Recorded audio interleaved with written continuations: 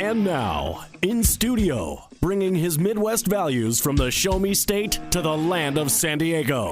He's a triple threat, licensed as an attorney, mortgage broker, and a top producing realtor who's crushing the competition. Here to deliver you what's happening in the trenches of the market. Your host, Michael Gaddis. Gaddis Show on AM 1170 The Answer. I am your host, Michael Gaddis of michaelgaddis.com and frontierloangroup.com. We're going to continue our discussion today with Michelle Herrera of Frontier Loan Group and Robert Kenyon of First Cabin Travel. And you know, they were having Michelle and Robert were having a pretty interesting conversation during the break about her travels to Cuba, and that's one of the ones not on his bucket list that he has remaining. Of the how many you have left to do? What, 16? 16. Yeah, 16, 17, and he's in me. Your host, I will gladly take you around. Tell me when. I'd love to go. He's envious of her one country. He's got 172. I mean, by all means, I'll gladly trade you. That is so funny. You always want what you don't have. That's right. He's like, damn it. Well, one of the things I wanted to talk to Robert about, because I think this is really important, is I know that a lot of people think, well, because of the internet especially, that it's easy for you. Oh, why do I need a travel consultant? Why do I need someone like Robert? Why can't I just go book on one of these websites that offers these tours, or why is basically what I'm saying. And so, Robert told me a story a couple weeks ago about a person who was traveling that was having trouble with his visa. And I want Robert to tell that story again really quick, because I think that story really illustrates part of the value that Robert brings to his clients. So if you could tell that story, I'd appreciate it. I'm happy to do it. And it was actually a family of four, and they were going to Vietnam. He had been a serviceman there during the conflict and wanted to go back. So he's taking his family with him, and they were going to Cambodia, Laos, and Vietnam. So when you go into Vietnam and also Cambodia with Laos, you need visas. And you can do it a number of ways. One way you can do it is get them upon arrival. Do you need a visa for every different? You need a visa for each country. Each country, okay. So you need a visa for Vietnam, you need one for Cambodia and Laos. Now, Cambodia and Laos, you can get your visas on the ground, as you can with Vietnam. But with Vietnam, you have to know beforehand that you need what they call a VOA letter, or Visa on Arrival letter. And that's a document that comes from the consulate in Vietnam, in either Saigon or Hanoi. So I had planned this trip for them, and I discussed with him visas. And when we left the conversation, both by email and phone, I was under the impression that he was going to get his visas in the United States, because that's what he had decided. Sometime between the time that we had wrapped everything up and the time that they left, they decided they were going to get their visa upon arrival. So, although I had mentioned in the advisory letter that I send out to all clients about 8 pages telling you what to expect in various countries, about what to anticipate, many people read it and then they set it aside and they don't go back to it. So if they read it all. Please don't say that. So I'm going to assume they do. I hope they do. Let's hope they do. Very good point, Michelle. And so anyway, on a Saturday night at about 10:30 at night, actually, I was sitting, it wasn't that late, it was about 7:30, sorry. Anyway, I was sitting in my office, and my home office, that is, and I received a phone call. It was from New York, and they were at the counter at Korean Airlines. So they could not board the plane, because if you do not have a visa for Vietnam, or you do not have a document from the consulate saying you're getting a visa on arrival, you cannot board an aircraft. So they did not have either of those, and so they were just really in turmoil. So I spoke with the South Korean agents at the counter. They were flying to Vietnam through Seoul, Korea. And so in Seoul, because they were going to be in transit, they did not need a visa for that. So convinced the Seoul airline, Korean Airlines, to take them on board and got them to Seoul. When they got on board, I then got into action. This was Saturday night, mind you, which was actually Sunday in Vietnam.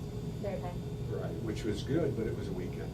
And no one was at the office, so they have an emergency crew at the office, but those people are usually agents who come in there on a temporary basis, and I didn't know them personally. So what I wanted to do was find a friend of mine, because I needed a good friend to help me through this. And so I had to go to Facebook. So I went to Facebook and I found a couple of friends that I had in Vietnam, and I said, look, I've got a problem with some clients. They're on their way to Seoul, Korea. They do not have a visa on arrival letter. We've got to do this for them. They came back and said, it's Sunday, Robert. And I said, I know it's Sunday, but this has got to be done. We've got to work it out for them. So they managed to go down to the consulate, have somebody get into the proper office, create that visa letter, which means that you have to document each person with their passport numbers, age, full name, and appears in the passport, etc. Create that document, certify that document. And this was a family of 4? This was a family of wow. 4. They then got that done on Sunday. They scanned it back to me. I scanned it to Seoul, Korea. When they got into Seoul, Korea, they went into the lounge and they found on their email that document had been scanned to them. They went, they printed it out, and they were able to get on the plane to Vietnam. That's amazing. Yes. I mean, seriously. Takes a lot of stress off. Well, it does, because you know that you have somebody here that's watching. Try that with your internet company, right? And I know that's what you want to say, Robert, right? Just try that. Let's see if anybody answers the phone at 7:30 on Saturday and helps you out like that, that has connections in Vietnam to be able to do something like that. And you know, something like that probably won't happen to everyone, because most people will listen to Robert in the beginning. But the point is that having somebody who cares and who's watching over you the whole time is amazing, especially when you're traveling to exotic locations. It's not like, you know, going to England or something like that where everybody speaks English. You could go down. You can get by. You can get by. It's not the same. It's a completely different culture. There's a different way of doing things, and having somebody who understands that is really important. And to me, I know I get a kick out of that story every time you mention it. It's just because it shows the level of service that you bring, and I'm all about service in my company. So it's nice to see that somebody else has that level of commitment to their clients and theirs. So that's what I really like about that story. Well, it is a story that I continually repeat, because I do want to remind people that either get that visa or let us get your visa on arrival letter for you before you go. But you know, beyond that, I just want to say that when I send out a group, or I send out a family, I send out an individual, I have their itinerary on my desk. And from the day that they leave, I just flip through that itinerary every day, and I'm following them. And in this day of communications, I actually have people text me. What I want my travelers to have is I want them to have a van. Even if there are 2 people, I have a van that seats 7, 10 people. I want them to be comfortable. But more so, a van lifts you up higher than a car, and it has a bigger window. So it sounds very nice to say you're getting a private car, but you don't see as much. So if you get in the van, you sit up and you look out that window, you can see a lot more. Those are the little things I really pay attention to. And I just got, she was in Halong Bay, and she texted me over and said, you know, they sent a car today. I said, okay, hold on. She went on a cruise on Halong Bay. It took about 3.5, 4 hours. They got back to the pier, and they had a van waiting for them. Well, you know, one of the other things that we were talking about before is Angkor Wat is one of on my bucket list to go to. I want to go to Cambodia, and I want to see that lost. You know, I might feel like I'm in Raiders of the Lost Ark for a while. I might even go to Disneyland and pick up one of those Raiders of the Lost Ark hats before I go, and I might take, because one of the things, just so everybody knows, one of the things I like to do when I travel is take silly pictures. I like to go and take, because you know what, when you go to places, a lot of times you go and take normal pictures. Everyone just stands in front of something and something like that. You know, for example, I went to Paris. Where's Waldo? Yes, I was going to say that. For example, I went to Paris 2 years ago, and I went with a big group of people. And one of the people that was going there, he was a teenage son of one of my wife's cousins. And he brought a Where's Waldo outfit. And we went to 2 places. We went to Mont Saint Michel, and we went to the Eiffel Tower. And both times he was wearing the Where's Waldo outfit. And it was so funny when he's walking around. People are like looking at him. And when we were at Mont Saint Michel, and you know, that's a really cool place, there was actually a school bus there of French children that came. And they saw him, and they went nuts. And they made him take a picture with them. And they were like, we have this picture of him with all these school children, with him dressed up like Where's Waldo, and he looked like Where's Waldo. So I mean, it's just so funny. I mean, I know when we went on our trip, we also brought like funny sunglasses and different things like that. And I'm a big French Revolution guy, so I brought my like French Revolution books. I took a course and I went to all the places where the Bastille should be. We won't talk about that, but there's no Bastille there. But I went to and I took a picture reading the book about the French Revolution on the street corner where the Bastille was. So I like to take unusual pictures because it makes it more memorable to me when you do stuff like that. So.